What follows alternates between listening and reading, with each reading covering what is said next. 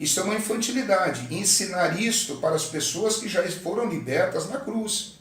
Porque se a cruz de Cristo, se o crer em Jesus, se recebê-lo pela graça e pela fé, não for suficiente para nos libertar das garras do pecado, o que mais será? Nenhum outro sacrifício resta. Nós não cantamos, todos nós, nas igrejas, nós cantamos assim, muitas vezes, nada além do sangue. Ali está falando do sangue de Jesus. É aquilo que João o Batista, quando ele vê Jesus, seu primo, ele diz: eis o Cordeiro de Deus que tira o pecado do mundo. O sangue de Jesus nos purifica de todo o pecado. Então, se o seu avô, o meu pai, tio, irmão, tenha feito o que fez, teve uma vida devassa, quando eu chego em Cristo, quando Cristo me alcança, quando eu me batizo, quando eu entrego minha vida a Cristo, toda a maldição acabou ali. Eu vou dizer uma coisa: o que as pessoas têm feito, os meninos na fé que não crescem, como Paulo falou, que eram meninos e continuam meninos, é que as pessoas estão confundindo o curso natural da vida com maldição hereditária. E o que é o curso natural da vida? O curso natural da vida é você correr tanto para trabalhar que você não tem tempo para abastecer o carro, acaba esquecendo. E aí acaba a gasolina no meio do trânsito. Aí você fala: foi Satanás, é o diabo, é maldição hereditária. Não é. Você está tão preocupado com algo que esqueceu de abastecer. Um pneu pode cortar e furar. É natural, isso faz parte do curso natural da vida. Não pode espiritualizar tudo, endemoniar tudo, tudo é demônio. Tudo. Não, existe um curso natural da vida. Existem ações do diabo? Claro que existem. Nós não podemos negar.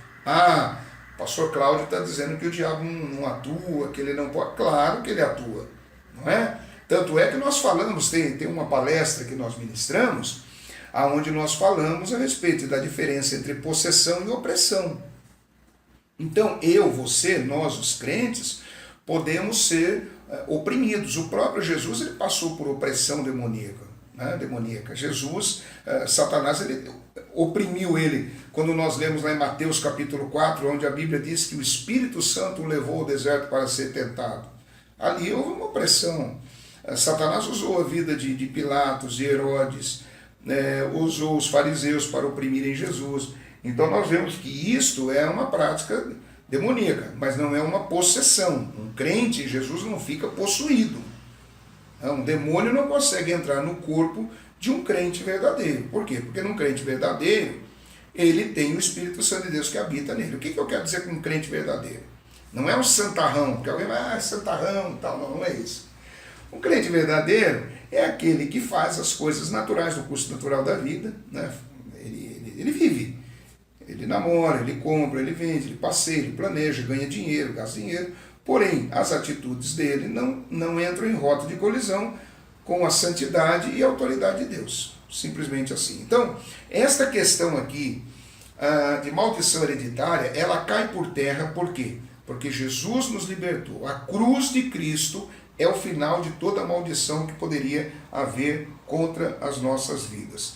Gálatas capítulo 3... Gálatas depois de Coríntios, Gálatas lá no seu capítulo 3, no seu versículo de número 13, Gálatas capítulo 3, versículo 13 diz assim: Cristo nos resgatou da maldição da lei, fazendo-se ele próprio maldição em nosso lugar, porque está escrito: maldito todo aquele que for pendurado no madeiro. Olha aqui, esse texto, ele arrasa, ele é a criptonita daqueles que defendem maldição hereditária, tá bom? Jesus, a Bíblia está dizendo que Jesus se fez maldição por nós. Então, isso aí é conversa fiada. Isso é conversa de quem não conhece Bíblia, de quem fica mistificando as coisas, trazendo um evangelho que não é bíblico. Isso é meninice, isso é falta de conhecer a Bíblia, tá bem? Se você está sendo induzido a acreditar que existe uma maldição sobre a tua vida, mas você já é um crente em Jesus, você toma ceia, você passou pelo batismo, toma ceia, você lê a Bíblia, você tem uma vida com Deus, Satanás não pode amaldiçoá-lo, porque Jesus se fez maldição por nós e nós recebemos a bênção de Deus aqui, ponto. As dificuldades da vida são naturais, as dificuldades da vida são naturais, sabe por quê? Lá em João, no capítulo 15, olha só. Evangelho de João, capítulo 15. Vamos dar uma olhadinha lá rapidinho. Deixa eu ver que horas são já. Nós estamos falando há algum tempo. Deixa eu só ver mais alguma coisa. O Adeilson Ferreira.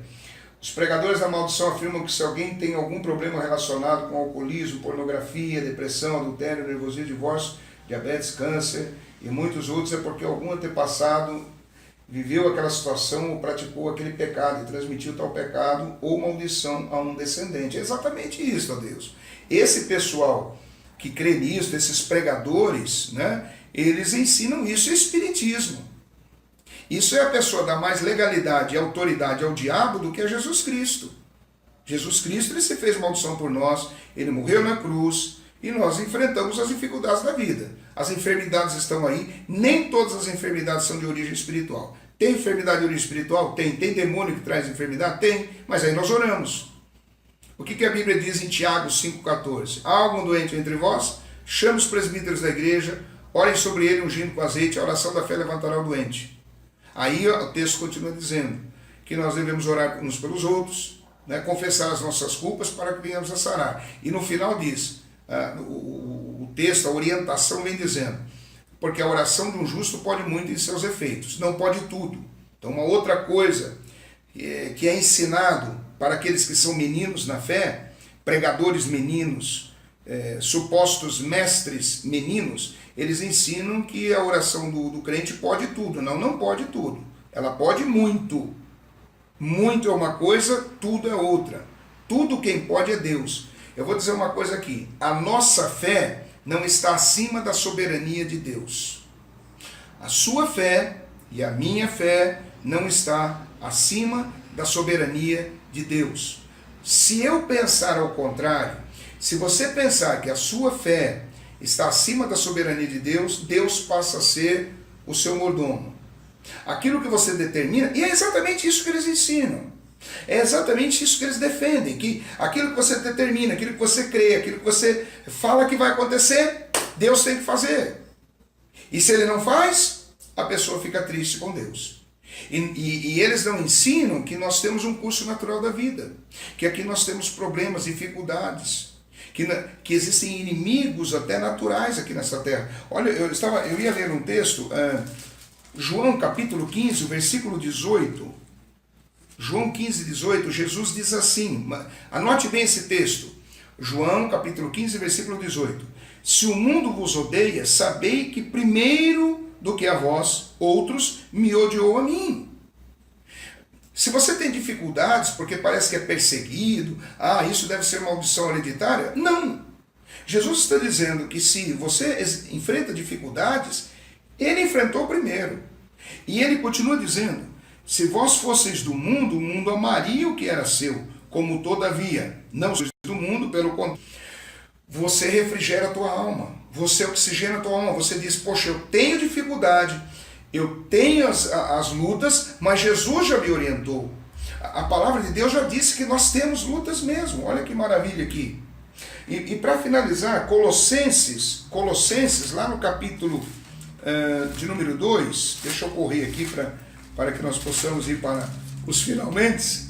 Colossenses capítulo de número 2, o versículo 14 e 15 diz assim, olha, tendo cancelado o escrito de dívida que era contra nós, e que constava de ordenanças, o qual nos era prejudicial, removeu inteiramente, encravando na cruz, e despojando os principados e as potestades, publicamente os expôs ao desprezo, triunfando deles na cruz. Não existe maldição hereditária para quem está em Cristo Jesus. É o que diz a palavra do Senhor.